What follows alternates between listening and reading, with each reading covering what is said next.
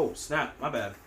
Hey, sorry, I didn't see you there. But I mean, since you are here, so welcome back. And if you're new, welcome to the Lazy Ass Samurai YouTube channel. And today, I'll tell you what, I'm here to bring you my 5 favorite records in my collection as it stands, plus stories. Okay, because of course I'm not just gonna sit here and flip through them and be like, I like this one, I like this one more, I like this one, but also more. No. Obviously, you know how I do it here.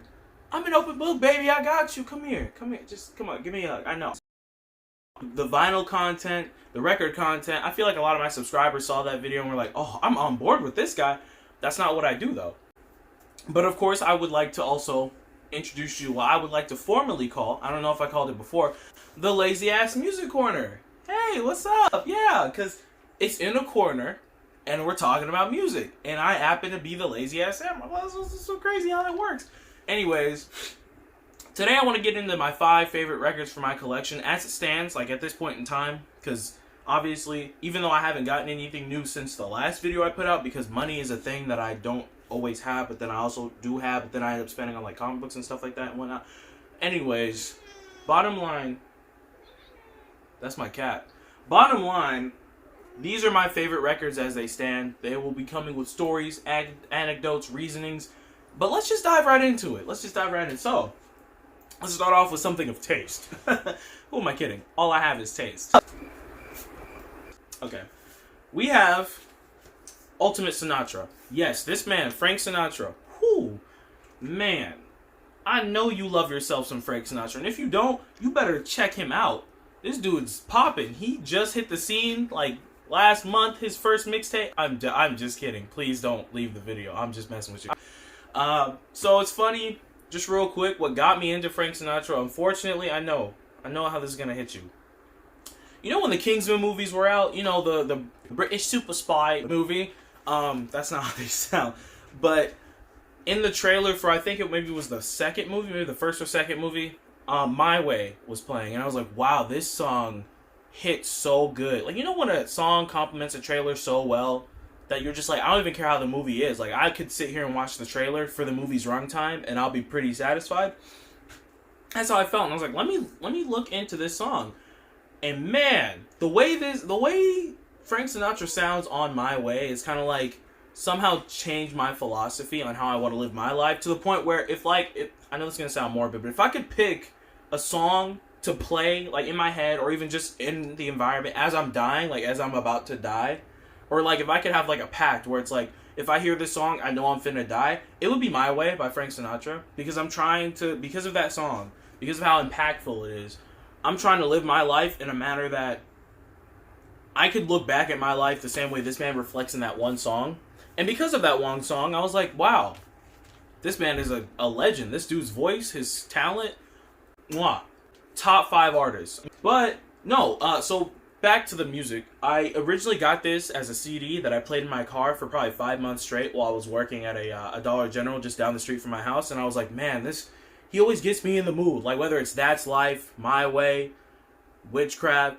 This man has a song for all seasons. He's got songs for when you're at your highest or when you're at your lowest, when it's cuffing season, when you're down bad. Like, his music transcends generations, and I think that says something, because I'm young. I'm not going to act like I was there when this man was on the scene. That would be stupid.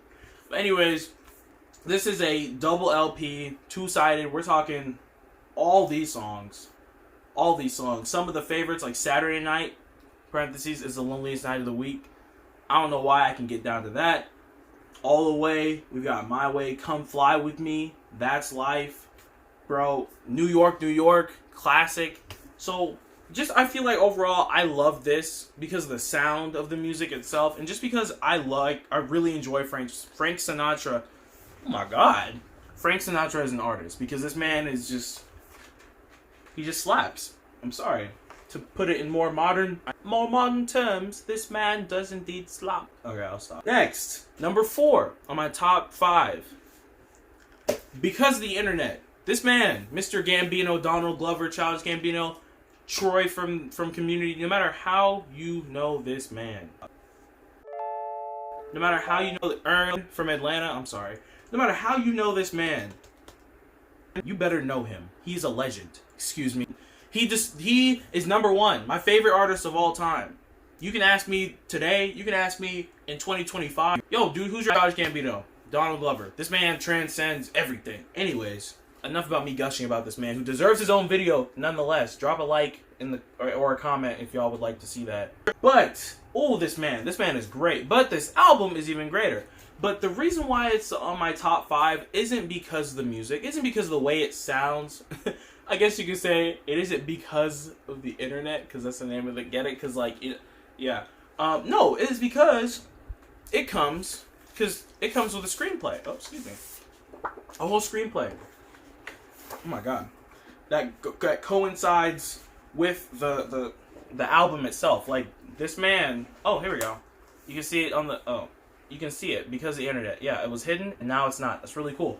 But no, because this whole album had a rollout that was, like, legendary. That was on point. Like, he created this character called The Boy. And The Boy was the main character of his screenplay, which was also the main character of his album. And it's just really, really good. And I just felt like when the album came out, it's easy to, like, download it or, like, purchase it digitally. But when you have it physically and there's, like, goodies in it, that just makes it all the better. Right? Because you like when you buy something and then you don't know something else is with it, but then you get home and you're like, oh my god, like, what is this? I just feel like that's really cool. So this is why it's number 4 on my list, is because he includes the screenplay to his movie, his short film that he wrote and filmed. It's on YouTube. You can find it. But I just think it's really cool that that's included in this. Like, I really love when releases, like, I feel like there's value in it. There's much more value in it when I feel like you get more out of it. And I feel like with this project, you get more out of it. Really? Like, no. And he bit me. That's nice. Number 3, I would have to say, Igor.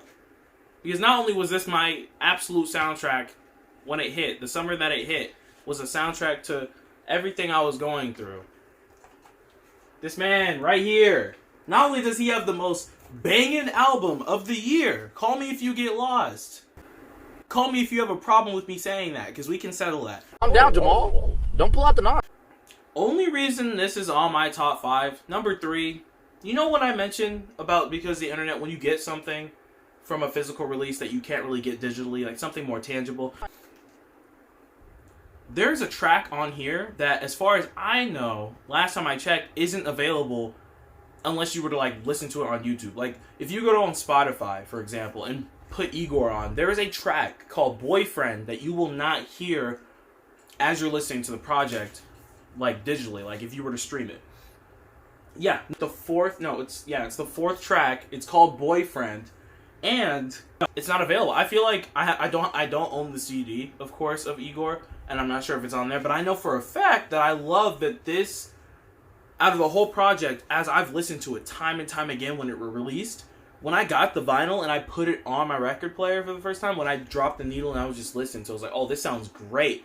Then I heard something I've never heard before, and it was that feeling in that moment that kind of did it for me, you know?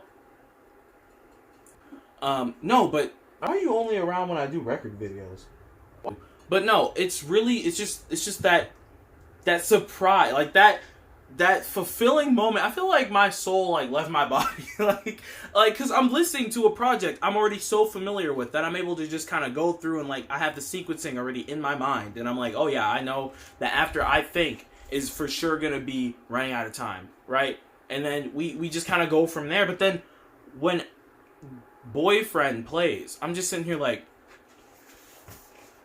what is this? I had to actually look, because I didn't look at the track. I just popped this out and threw it on the player.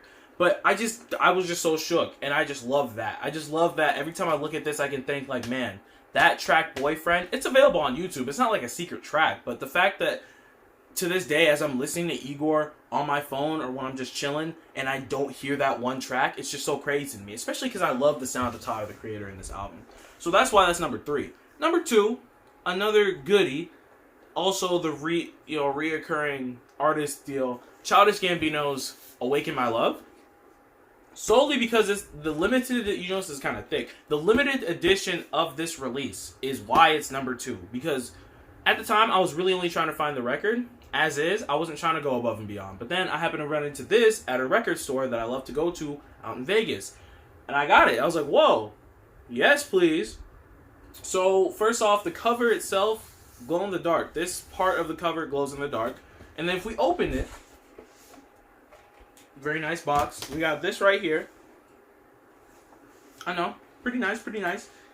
And we also got this right here. So these are the two LPs. This is like the vinyl itself. The music is housed here, right? So we have the box, we got the music, and then what was really neat at the time, of course, now it's like, oh, and we also got this amazing poster. I forgot to mention that. We got this great poster right here. Oh, I don't want to rip it. You know when you're not sure if a poster is a poster? I think it's just a booklet, but it's still beautiful. But there was a virtual reality like content. Like you got the album digitally, and there's like a virtual reality aspect to it. So you would take your phone and you would kind of, it was back in the day when like VR was literally just sticking your phone in a cardboard box and shoving it to your face. So that's what this was. There was a VR like concert experience with the album, and I think I can try and build this.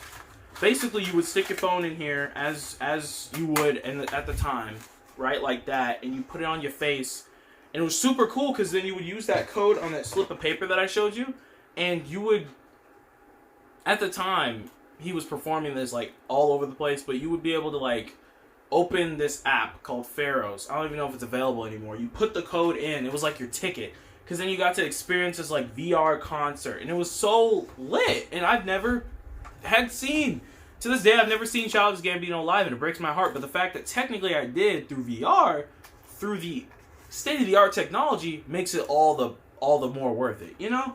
So that particularly is why Awaken My Love, the edition that I have, is number 2 on my top 5 vinyl list. And let's go ahead and wrap this up. I see that you've been rolling with me for a little bit now. If you're still here, that's great. I appreciate you. I really do. Thank you so much. I mean, just for a second, before we get to number 1, thank you guys. Like, thank all of you for tuning in, for sharing, for reaching out to me. Like, the comments that are left in my videos are so nice.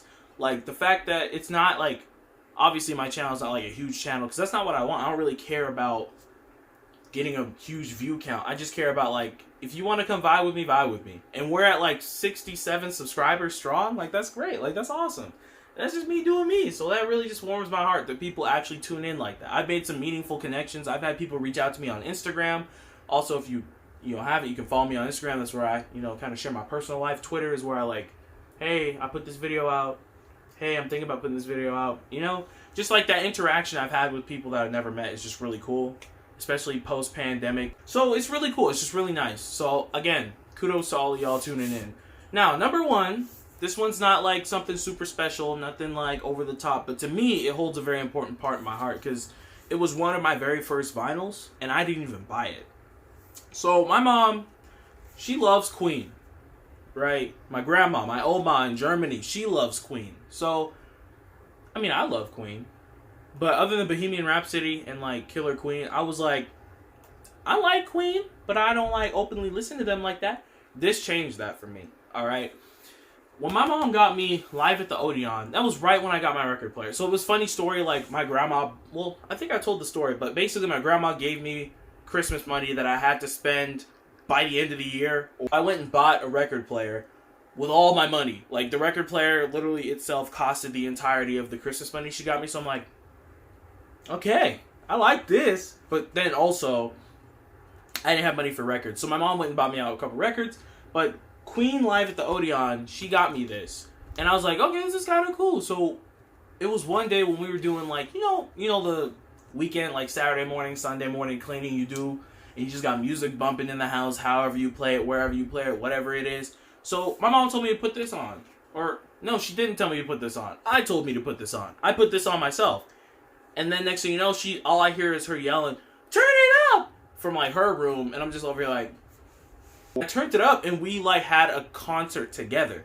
Like, I only really knew Bohemian Rhapsody, Killer Queen, and that was it as I'm looking. Oh, and Keep Yourself Alive. But she was singing through all these and we were just like, jamming and cleaning, and like I pop out my room, she pop out her room. Like it was a vibe. It was such a pleasant memory. Like it's such a pure, wholesome memory that will always remain with me when I see this record. Like whenever I even think of Queen, I think of that moment, and it just solidified everything that I could ever want in that moment. So it was really special, and that's why this specifically is my number one favorite vinyl record in my collection. Like I don't play it as often, but I definitely remember that specific time.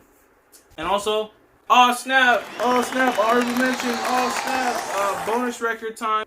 Real quick, I just want to throw in Death Race for Love. I know it's completely unrelated. Rest in peace, Juice WRLD. I'm not gonna cry. But I was at Urban Outfitters and I was like, whoa, they got records here too. And I found Death Race for Love was my first Juice WRLD vinyl I got. Since then, I've gotten 2 more. And yeah, the only reason why this is like an honorable mention is because you know how I said I like certain things about it. This isn't the only like specifically like specially colored vinyl I have, but I do love the fact that this is orange. This is orange. Both LPs on this project, like both records are orange, and I thought that was so cool. I think it was my first record that was like wasn't black. And then also there's like a Black Panther Target exclusive vinyl that I have that's all red, so I thought it was kind of cool too. But anyways, that was it. Those are my 5 favorite vinyl records in my collection. But I just want to thank you guys for tuning in. Please feel free to shout out in the comments below. Any suggestions, really. I mean, I am leaving for school pretty soon, but before then, I do want to put out some videos to y'all from the comfort of my room before I like move. So if there's anything y'all want to see before I go, that would be much appreciated. So sound off in the comments below. If y'all want to shout out my next video, drop a comment, go ahead and like. Feel free to subscribe, share with your friends, your family, anything like that. But as usual, I guess I'd like to say just thanks again for everything. Stay safe, stay healthy, and most importantly, stay lazy. I'll catch you guys next time.